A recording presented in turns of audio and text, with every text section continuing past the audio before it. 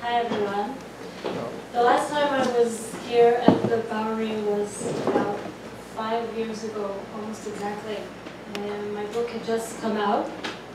And earlier in that year, I left Israel and came back to New York to finally bind my poems.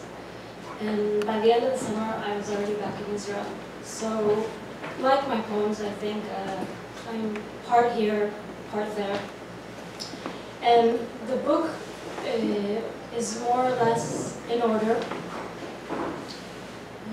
And the first poem I'll read to you tonight is from a section of the book called From Another Direction.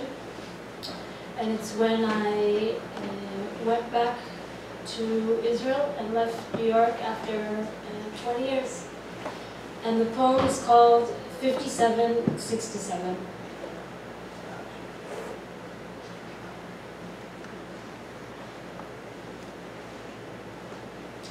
My cat cuddles more on Saturday, as though she knows. Even the dogs aren't begging for a walk.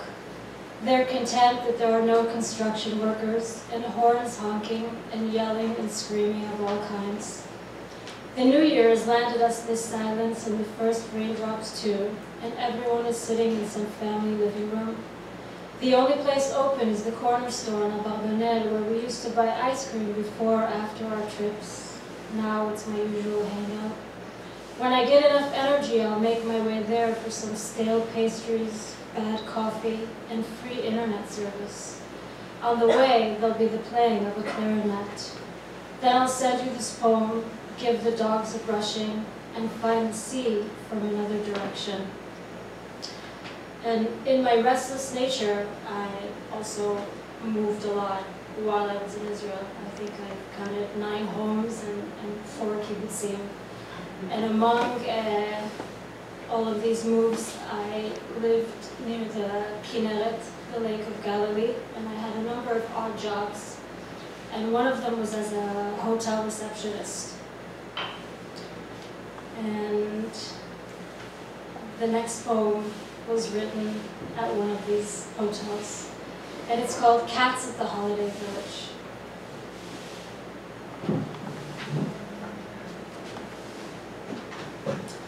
An old Christian southerner approaches the counter to settle his bill. He's had a bottle of wine and pays with a credit card in case he meets a woman who will want all his money, to which of course the reception clerk laughs without holding back. There have been more than one recently to ask me why I laugh, which you never had to. And then this Christ worshipper says, "You're a mess, you're a troublemaker," which needless to say I take as a compliment and wonder what the Lord himself would have thought. The next job I had was actually as a hotel receptionist across the lake. And oddly enough, these very lame jobs gave way to at least a handful of poems. And the next one is called Golden Tulip. I started to work as a dumb reception clerk at a dumb 4-star hotel in an ugly town. There is a group of Holocaust victims from Netanya on vacation, a gift from the German government. Many of them still have tattoos, and as all-inclusive guests, they are asked to wear yellow bands like those of an amusement park. One man says, "It's enough the Germans made us wear yellow." Another woman, "The tattoo my husband can't remove." And they visit the sites, swim in the hot springs, take a trip to the Golan, sit by the pool. They have made it to the Holy Land from various European countries where entire populations were exterminated. Later, this woman searches for the management to complain of the yellow, even though her husband has told her to forget about it. I invite her over to the desk and remove her bracelet and that of her husband with large orange scissors. It's actually, as my father says, it sounds like a political poem, but it isn't at all. And among all of these places that I lived in, Tel Aviv and Tiberias, I ended up at the tip of the country in the north on the border of Lebanon, literally in the middle of nowhere, working as a high school English teacher. That lasted about 3 months. And this is a poem from that period, and it's called Monday. There's some Dylan this time. The dogs are sleeping. On my desktop is a beautiful photo of a sunset, a fox, and a girl in a green dress. In Lebanon, there's some serious lightning. If I have enough strength, I'll take a hot shower, even though the second shower I brought home today is still too short. If not, I'll jump straight under the X-ray blanket and its down feathers, read a few lines, and fall asleep. Tomorrow, I will have no clean underwear. And you, a mountain or two, some hills and a valley away, watching perhaps flicks of tanks on the computer, or reading the newspaper and taking a shit, or eating sunflower seeds on the couch, are more normal than anyone I know. And then I made it back to Tel Aviv again. I was somehow bribed by my father, who wanted me to leave the middle of nowhere and live in the city and go back to school, and I did.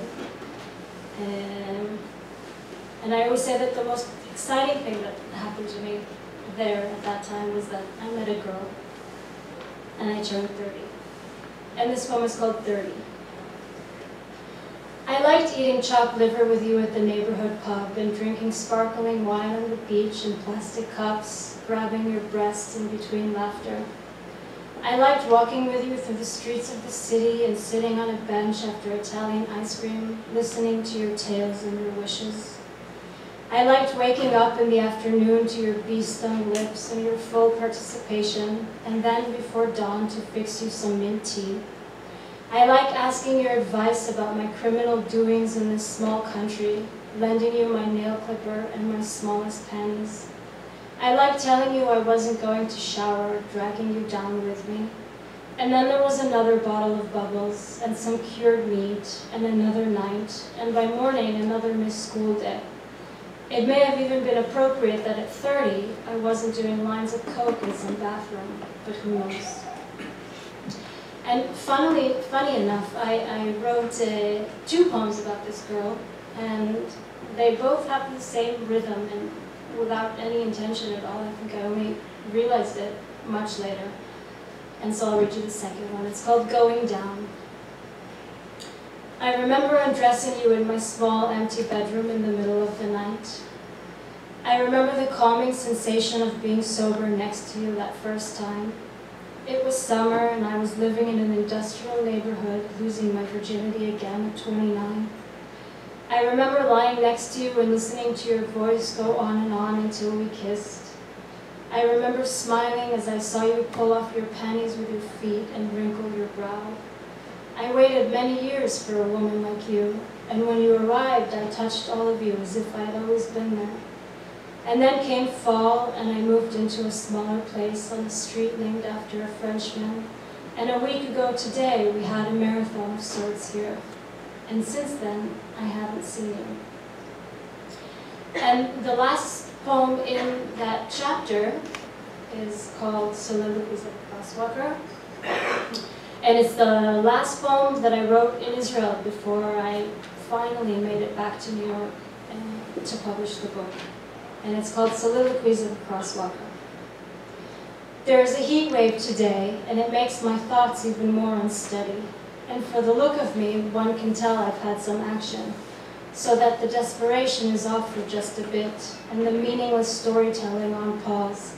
And I am a bit high with the notion that perhaps, for a moment, I belong to the human race.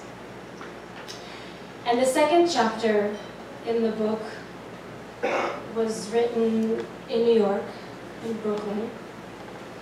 And most of the poems are about a love affair that ultimately ended. And I think it's the longest chapter in the book. And the first poem I'll read to you is called Gala. And I always joke that it's the one they'll remember me by. Gala. Eve once fed me an apple from her garden. Its name was Gala, and I was wearing large green mittens and dirty cream shoes, descending a long escalator in the city after Eden. Adam wasn't there, and we were both pregnant, smoking cigarettes without tar and drinking tall silver cans of Japanese beer after the night of the lunar eclipse. I think Adam was off somewhere reading about socialism and punk rock on the toilet, but we weren't sure. And a lot of the poems in that chapter, which is called And All She Does Is Smirk, are relatively short, a few lines long, and I always feel that they're poems that are meant to be read alone and not out loud. But nevertheless, I'll read you two of them out loud. And they happen also to be some of my favorites. And the first one is called A Perfect Match. Today it was your dirty elasticless socks that you left by my bed. They weren't a perfect match. And when I woke up, I was happy. And the second one is called Eyes. And I can dedicate it to my father because he's a big fan of it. Eyes. I like your eyes best in the sun. When I tell you I don't know if I will find anything, but at least let me look. Saturday and Sunday are my only chances. And here in New York, I also had a number of odd jobs. My father jokes that when they asked me what I wanted to do when I graduated university, I said retire. And it's quite exact. And this one is called Senior Citizen. I worked as at a theater, at a movie theater in Brooklyn. Senior Citizen. There was an old man who used to come to the cinema where I worked. He had white hair, was a bit slouched, but good walk and okay hearing, and you could see he was very beautiful. He once purchased a senior citizen ticket for $6, gave me a 10, and shoved the 4 back at me. Take it, he said. I'm not going to live much longer. And the first section in the book is called But Nothing Else Happens. And they're the earliest poems. They're poems from as early as when I was 19 until 22 or so. And the first poem in the book is called Côte d'Azur. There is a stone tower between two small towns on the Mediterranean. From atop, a girl is afraid of heights, another steps on glass, and a boy tells stories of the moon and sand ripples in some remote corner of the earth, but nothing else happens. And the last poem in the book, which is the only poem in the chapter, that's called The Manhattan Skyline, is the one poem that I published before the book came out, and the only poem that I included. And it'll be the one I'll end with. And it's called Socialite.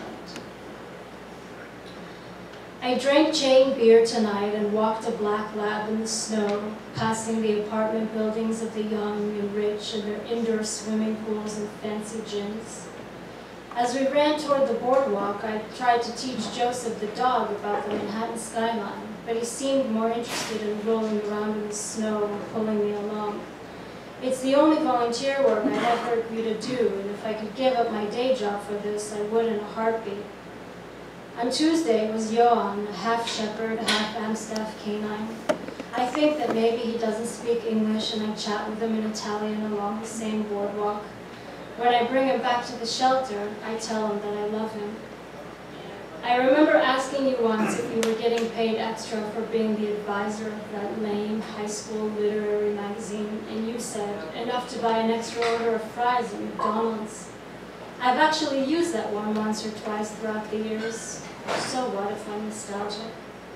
I've been trying to improve my social skills, going to lunches and dinners even though I know in advance how much they will suck. When the conversation shifts to aesthetics and self-expression, I grab my boots and run for the door. I will not be invited back, I'm sure. Thank you.